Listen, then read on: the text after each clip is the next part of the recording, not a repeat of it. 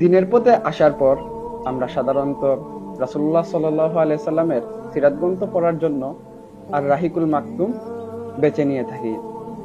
আর রাহিকুল মাকতুম বইয়ের লেখা একটু জটিল হওয়ায়, ইতিহাস নিয়ে ব্যাপক আলোচনা থাকায় অনেকের বইটি বুঝতে অসুবিধা হয়।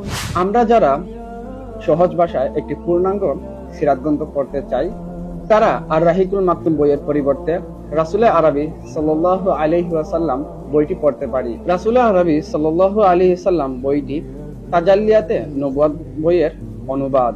বইটি লিখেছেন শফিউর রহমান মুবারকপুরী রাহিমাহুল্লাহ, যিনি আর রাহিকুল মাকতুম বইয়ের লেখক।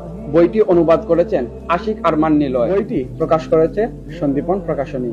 বইটির বিশেষত্ব হচ্ছে বইটি 7টি অধ্যায়ে বিভক্ত।